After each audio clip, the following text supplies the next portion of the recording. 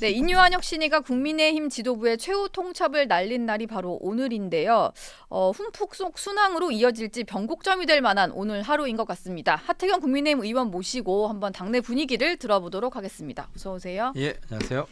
오늘 인유한 위원장이 그 당 지도부에 답변을 받기로 한 날인데요. 그러니까 그 희생 혁신안도 예. 그렇고 만약에 그거를 공관위로 넘길 거면 내가 공관위원장 음. 나를 추천해 달라. 답이 좀 어떻게 돌아올 것 같으십니까? 뭐 이미 답변을 다 예. 해서 끝난 것 같고 사실상 거부를 그래서 당일날 했으니까 거부를 한 거죠. 너무하지 않아요? 아니 그러니까 예. 이게 저는 네. 우리 당 지도부가 총선에서 이길 생각이 없다고 봐요. 왜냐하면 대통령 지지율이 30% 중반대 왔다 갔다 합니다. 네. 대체로 이제 총선 몇 석 얻을 건지 예측을 가장 쉽게 하는 방법은 예. 대통령 지지율 곱하기 3이에요. 35%면 3 곱하면 105석. 105석 지금보다 적은데요? 근데 40% 잘 안 넘죠. 예. 그러니까 120은 절대 안 된다는 거예요. 근데 이제 대통령 지지율이 이제 비호감도 워낙 두터워서 네. 한 55, 60 되잖아요. 이거 극복하기 어려우면 당 지지율에도 올려야 되는데 당 지지율도 거의 맥시멈 40%예요. 좋을 때가. 그렇죠. 그러면은 지금 우리 당 지지율을 한 45% 이상 올리려면 지도부랑 혁신이가 서로 혁신 경쟁을 해야 돼요. 네. 혁신이도 변하자 하고 지도부 그거 받고 우리 하나 더. 근데 그게 아니라 혁신에서 뭘 던지면 지도부가 안 돼요, 안 돼. 다 거부하고 있잖아요. 네. 이런 상황에서 국민들이 보면 저기는 어쨌든 지도부가 제일 중요하잖아요. 변할 마음이 없구나. 네. 그래서 제가 요즘 우리 당원들도 예. 김기현 지도부 저렇게 해서 선거 칠 수 있겠어? 믿을 수 있나? 이런 지금 회의적인 시각이 굉장히 빠르게 확산되고 있습니다.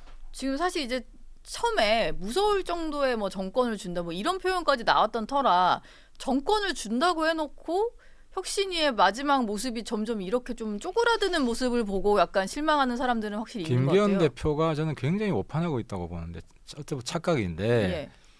여의도의 정치 시계가 본인이 당 대표이기 때문에 자기를 중심으로 돌아야 된다고 생각하는 것 같아요. 근데 우리 국민들은 빠르거든요. 네. 그러니까 혁신이가 맞는 거예요. 혁신이는 예를 들어 김 대표는 자기는 몸을 던질 생각이 있다고 저는 봅니다. 예. 근데 이제 혁신이는 좀 빨리 해라. 혁신이 활동할 때 해라 하는 네. 것이고 김 대표는 너무 이러다 지금 예산 국면이고 그렇죠. 아직 뭐 국회도 시끄러운 국회도 상황이긴 있고 하니까. 근데 국민들은 예산 이거 별 관심 없어요. 중요하죠. 네. 중요하지만 더 중요한 거는 우리 당이 진짜 잘 변하냐. 예. 윤석열 대통령이 정말 성찰을 하고 네. 새롭게 혁신을 할 수 있느냐. 여기에 더 관심 있게 보거든요. 그럼 그 시기에 맞춰줘야 되는 거예요.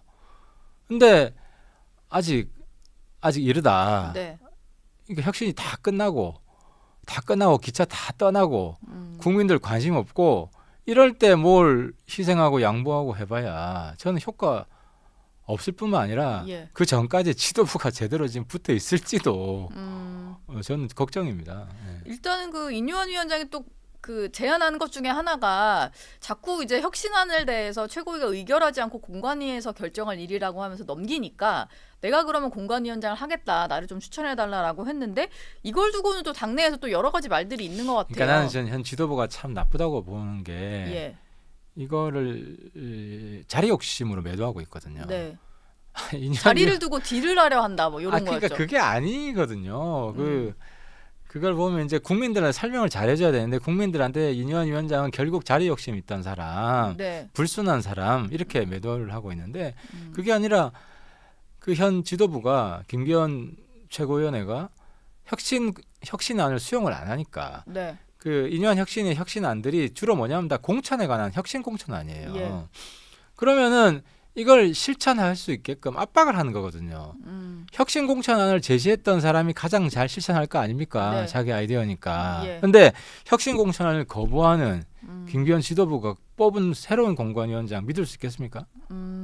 자기가 이제 완수를 하고 싶다. 그 정도로 그러니까 이제 실천하라는 거죠. 실천하겠다는 의지 강하다. 그러니까 압박하는 거죠. 네. 받아들이라고. 예. 그러니까 그런 압박 차원으로 봐야지 이걸 예. 자리 욕심으로 매도를 하면 혁신이는 뭐 엄청난 불명예잖아요. 예. 그러니까 저는 혁신이를 이렇게 말아먹은 김기현 지도부 네. 어쨌든 자기도 공동 책임 있는 거 아니에요? 근데 김기현 대표가 본인만의 스케줄대로 이렇게 가는 것, 혁신위를 이제 이렇게 계속 뭐 요구를 하지만 다 받아들이지 않고 본인 길을 가는 거는 사실 그 당내 분위기가 비대위보다는 그래도 김기현 체제로 간다는 게 조금 다수의 여론이다 보니까 그 힘을 입고 이러는 게 아닌가 하는 생각이 좀 들거든요. 그래서 제가 이제 서울 출마해서 예. 지금 당을 보면 우리 의원들의 한 90% 정도가 거의 영남이에요. 예. 그분들은 뭐 김기현 지도부로 가도 걱정 없어요. 근데 수도권은 네. 안 그렇거든요. 예. 그러니까 너무 안이한 거죠. 그럼 만약에 혁신안을 제대로 받아들이지 않고 인유한 혁신위원장이 이대로 지금 활동을 종료해서 해산을 해버리잖아요. 그럴 경우에 당내에서 갑자기 뭐 김기현 체제 끝내고 비대위로 가자 이런 목소리가 막 터져 나올 수 있는 분위기인가요? 현역 의원들 사이에서는 별로 안 나올 거예요. 음. 뭐 김기현 지도부로 가나 뭐 예. 별 상관이 없으니까. 근데 네. 이제 수도권 의원들이 별로 안 되죠. 예. 수도권 의원들도 주로 강남 의원들이잖아요. 그쵸. 강남 의원들도 이야기 안 하겠죠. 음. 굳이 뭐 각 세워봐야 예. 공천 불이익만 받는다 이럴 테니까. 근데 이제 네. 원외위원장들 사이에서는 조금 나올 거고요. 음. 근데 원외위원장들도 미운틀 박히면 공천 못 받는다 이런 우려가 있을 수 있잖아요. 예. 근데 민심 여론조사 해보면 나올 거예요. 나올 거고 그리고 대안이 없다? 네. 저는 이번 총선이 우리 당에서는 뭐 한동훈의 시간 같아요. 국민들이 가장 관심 있게 보고 있잖아요. 예. 한동훈도 비대위원장 좋은 대안이 될 수 있고 또 뭐 원희룡도 있고 네. 또 김한길 그분도 뭐 정치 경험이 많고 음. 그래서 비대위원장 대안은 많다. 네. 많기 때문에 어쨌든 아직 기회가 있기 때문에 김기현 지도부가 인유한 혁신위를 좀 살려줬으면 좋겠어요. 그래야 본인도 살아요. 예. 아주 대단히 착각하고 있어요. 인유한이 죽으면 김기현도 죽습니다. 근데 사실은 저는 그 절차는 좀 맞는 것 같아서 혁신위는 비대위가 아니기 때문에 혁신위가 마치 비대위처럼 행동하고 있다 이런 의원들의 의견도 저는 일부는 좀 맞는 말 같기는 했거든요. 그러니까 우리가 너무 율사 법조인 출신들이 많아서 예. 그런 절차를 따지고 있는데 국민들 관심이 없어요. 아. 이 당이 혁신 하나 안 하나가 중요한 뭐 거고. 혁신이냐 비대위냐 기구 명은 중요하지 그게 않다. 중요한 게 아니지. 예. 이 당이 혁신 하냐 안 하냐가 제일 중요하고 네. 혁신을 하자고 하는 주체는 인유한 혁신이고요. 김기현 지도부가 맡고 있다는 거예요. 이게 네. 혁신과 반혁신, 인유한과 김기현의 관계는 혁신과 반혁신 반혁신. 이렇게 돼 있는 거예요. 예. 뭐 기다려보면 공관위에서 실제로 좀 실현 가능한 안들을 받아서 수용을 많이 할 수도 있지 않을까요? 그러다가 망하죠. 예. 시기가 중요한데. 시기가 중요하죠. 지금 놓치면 네. 공관위 때 가면요.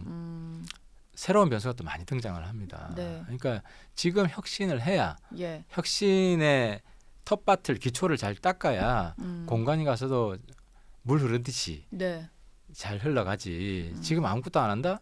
그럼 공관위원장부터 아마 문제가 될 거예요. 저 사람 어떻게 믿나. 지금 공관위원장은 그럼 좀 당내에서 이름이 좀 돌고 있는 그런 후보군들이 있나요? 아니 뭐 김기현 지도부 체제에서 공관위원장 누가 되든 예. 무슨 뭐 신뢰가 가겠습니까? 그럼 어떤 왜냐하면 예. 공관위원장이 정권을 주는 게 아니에요. 네. 다시 최고위원회에서 결정을 해 그렇죠. 추임을 하는 거예요. 예. 그러니까 최고위원회에서 가이드라인을 주면은 되는 거예요. 근데 이제 지금 직무유기를 하고 있는 거거든요. 예. 혁신 공천 던지면 다 네. 공관위로 넘기는 거거든요. 그러니까 혁신에 대한 가이드라인을 전혀 주지 않겠다. 혁신 공천을 안 하겠다라고 이야기하고 있는 거예요, 이 지도부가. 그냥 마치 진짜 권고안이다. 그냥 아이디어 중에 하나 정도로 그냥 치부해버리고. 그런 거죠. 일단은 그럼 공관위원장 후보가 만약에 있다면 어떤 정도의 어떤 인물이 좀 되는 게 언급하는 건 바람직하다. 무의미하죠. 무의미합니까? 무의미하죠. 예. 왜냐하면 공관위에서 올라와도 뭐 최고위원회에서 또 뒤집을 수도 있고 이렇게 되면 예. 그러니까 최고위원회가 공천에 대한 어떤 혁신 전제를 가지고 있느냐 네. 이걸 국민들한테 먼저 밝혀야 되는 거예요. 근데 혁신이 있고 다 뒤집었잖아요. 네. 공관위도 어차피 최고위 통과해야 되는 거예요. 어쨌든 만약에 공관이라도 제대로 좀 자리를 잡으려면 김기현 대표와는 그 김기현 대표의 사람이 아닌 조금 거리를 두고 실제로 좀 공정하게 할 수 그게 있는 중요한 게 사람. 아니라는 거죠. 인물이 중요한 게 아니라 예. 최고위가 어쨌든 결국 다 결정하는 것이기 때문에 김기현 지도부가 모든 혁신을 거부하는 반혁신 지도부가 되어 있는 이상 예. 누가 공관위원장 돼도 무의미하다는 거죠. 그러니까 우리 지도부가 일단 혁신 지향한다는 걸 네. 분명히 해줘야 되고 예. 그게 지금 마지막 시간이 제가 볼 때 오늘 하루 정도 남아 있는 건데 네. 이념 위원장 여유를 준 건데 이것까지 차버리면 우리 당은 굉장히 큰 혼란 속으로 들어갈 겁니다. 예. 일단 뭐 당 혁신이 얘기를 좀 해봤고요. 또 궁금한 게 사실 지난번에 의원님이 종로 출마를 선언하시면서 이거를 두고 좀 여러 가지 당내에서는 좀 갑론을박이 있는 것 같아요. 그래서 종로가 험진이 아니냐 뭐 이런 그렇죠. 것부터 논란이 그런 좀 있는 것 논란이 같습니다. 있죠. 예, 근데 일단은 예, 그 4년 전에 만약 종로에서 우리가 됐다면 제가 거기 도전 안 했을 거예요. 네, 4년 전에 기준으로 예, 종로가 제가 이 체크를 해보니까 서울에서 38등 했어요. 아 40, 이낙연, 49개. 황교안 두 그렇죠. 사람이 붙었을 때요. 49개 중에 예, 49개 지역구 중에 뒤에서 11번째 음, 가 된 지역구고 그러니까 네. 착시가 있는 거죠. 예를 들어서 강서구청장 선거 작년에 우리가 이겼잖아요. 그랬죠. 그죠? 그럼 예. 작년 기준으로 강서구가 험지가 아닌가요? 이번에 18% 졌잖아요. 네, 지난 총선에도 한 18% 졌어요. 예, 종로가 20% 졌어요. 근데 이제 착시는 현역 의원이 있다. 네, 민주당 후보가 없었어요. 뭐 그랬죠. 예. 그리고 그거 없었죠. 그 민주당 출신 구청장이 무소속으로 나왔어요. 네, 근데 민주당 달고 나서면 달라요. 그러니까 이제 이런 착시 효과 때문에 네, 그러니까 이제 현재 현역이 있는 그분도 종로라는 험지에 도전하는 도전자 중에 한 사람일 뿐이에요. 마치 종로가 제가 있었던 해운대처럼 네. 전 4년 전에 제가 부산에서 거의 60% 가까이 부산에서 1등 했거든요. 예, 그런 지역구가 아니란 말이에요. 20%진 곳이에요. 네. 근데 그리고- 이런 논리가 있는 것 같아요. 그러니까 사실 종로 같은 경우는 지난 총선 기준으로 이제 뭐 의원님 말대로라면 상당히 험지가 맞는데 사실 서울 시내 뭐 그런 험지가 뭐 한두 곳이 더 많을 것이고 38등이 있으면 사실 그 밑에 순번에 있는 지역들도 있을 것이잖아요. 그러다 보니까 사실 그러니까 저를 비판하는 이유가 예. 그 밑에를 선택했어야지 왜 38등짜리를 갔냐 49번째 갔어야지 꼴찌를 그리고 여기가 갔어야지 이제 여야가 이제 번갈아서 한 번씩 아니 했던 곳이다 번갈아서 보니 했던 게 아니라 음. 3번 연달아진 곳이에요. 뭐 최근에는 뭐 예. 아 그렇죠. 그리고 동작도 3번 연달아진 것이고 네. 그 전에 우리가 했어요. 예. 양천도 3번 연달아지고 그 전에 우리가 했어요. 음. 그리고 그러니까 이제 뭐 중요한 거는 현역이 있다는 거예요. 그렇죠. 예. 그러니까 그게 제일 이건 크죠. 그게 제일 커. 근데 네. 문제는 그러니까 현역 특권이에요. 왜 현역이 있는데 도전하냐. 근데 이 현역이 4년 전 현역이 아니라는 거예요. 네. 아니 그러면은 내가 지금 서울의 어느 지역이든 예를 들어 광진 오신환과 김병민이 있습니다. 광진 가불에 거기 우리가 졌어요. 그죠? 현역은 민주당이에요. 예. 거기 제가 깃발을 꽂았어요. 그럼 오신환과 김병민 가만히 있을까요? 종로처럼 반발하지. 네. 그죠? 그러면은 원외위원장 있는 곳은 현역이 아니어서 밟아도 괜찮고 현역한테만 특권을 줘야 됩니까?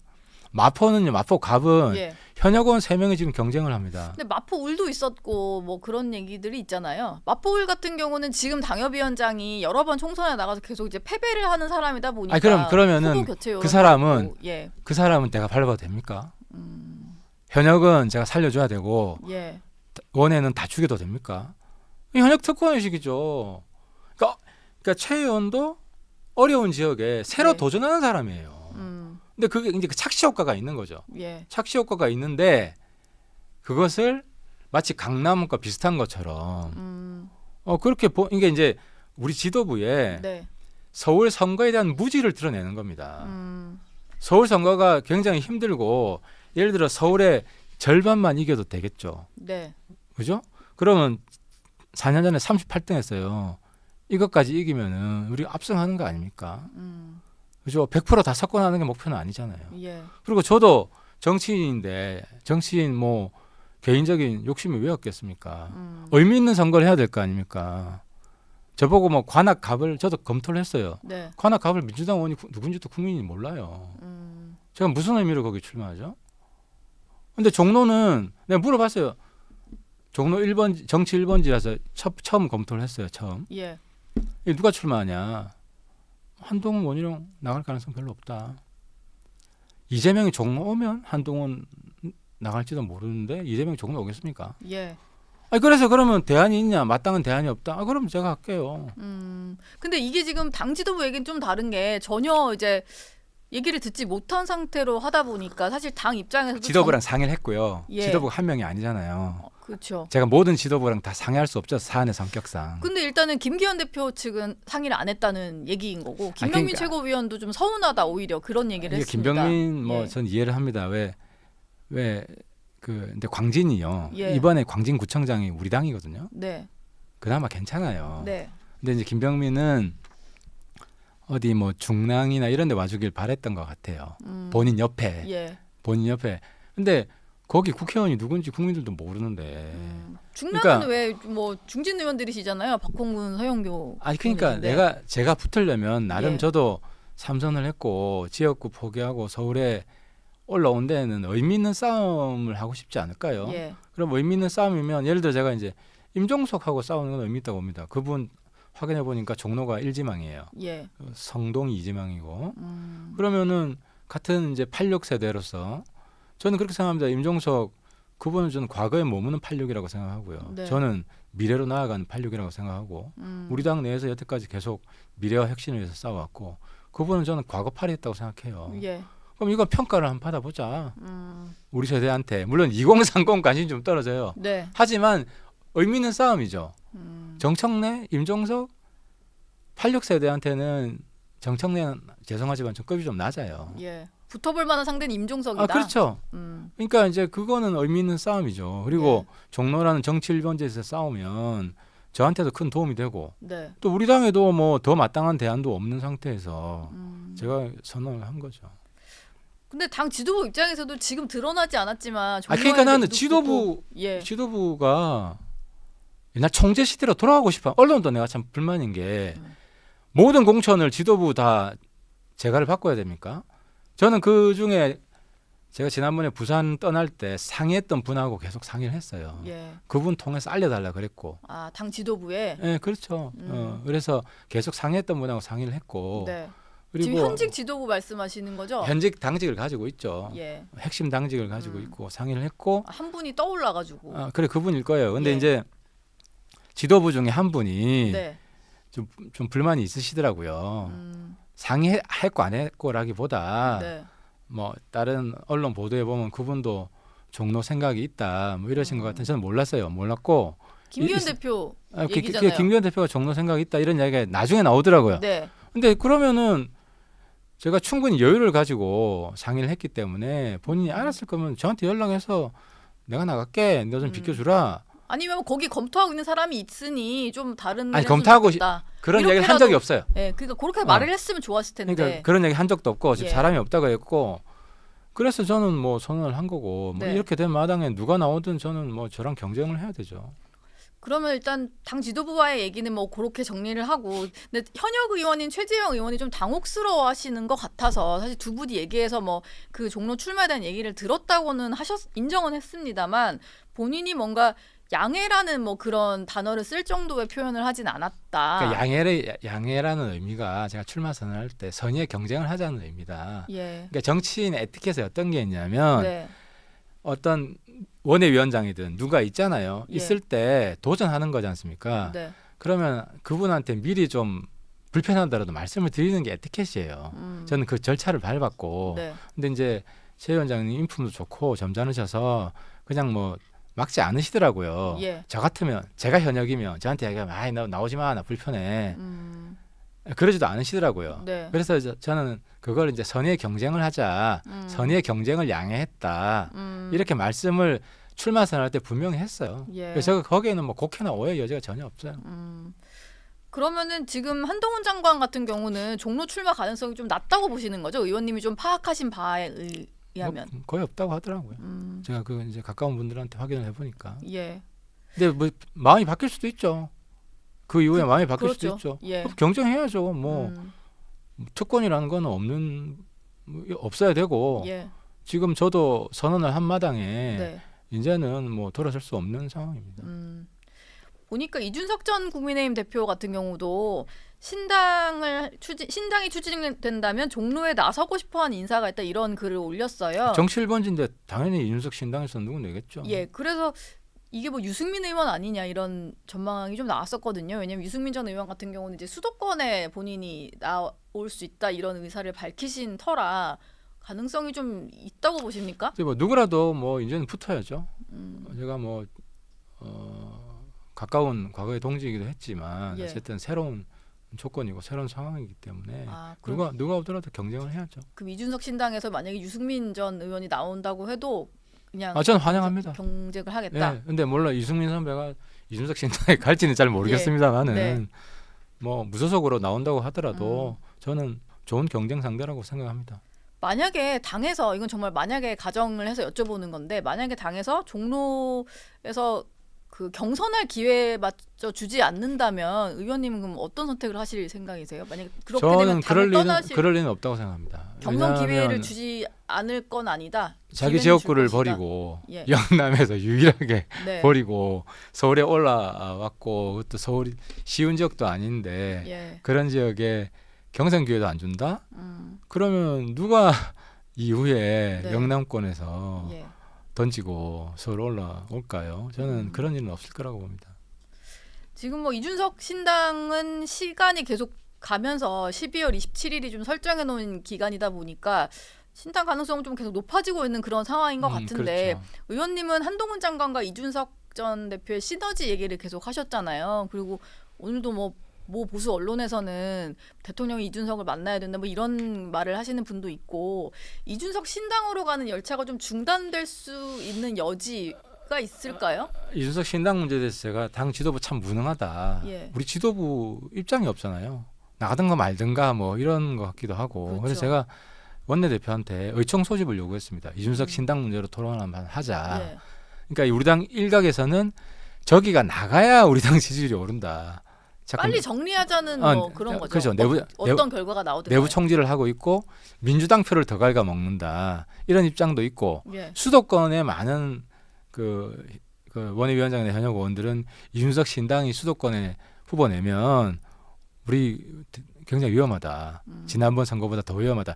이준석 신당이 의석을 가져가긴 힘들겠지만 우리 거를 적어도 4, 5% 예. 갉아먹기 때문에 신당 막아야 된다. 이런 입장이 있거든요. 음. 그러니까 당 지도부 입장을 정리를 해야 돼요. 예. 그리고 이준석 전 대표가 세 가지 조건을 요구를 했어요. 그 세 가지 조건이 홍범도, 박정훈 대령, 이태원 유족 문제. 예. 이 세 가지 문제에 대한 우리 입장을 정해야 돼요. 음. 그래서 그걸 수용을 하면 네. 이준석 신당 만들 명분이 없어요. 음. 근데 이런 문제를 전혀 이야기하지 않고 있습니다. 당에서는. 그래서 근데 이제 지금 당 지도부 속마음은 제가 볼 때 아유 네. 빨리 나가라 예. 이러는 것 같아요. 그럼 뭐 돌이킬 수 없는 길을 가는 거죠.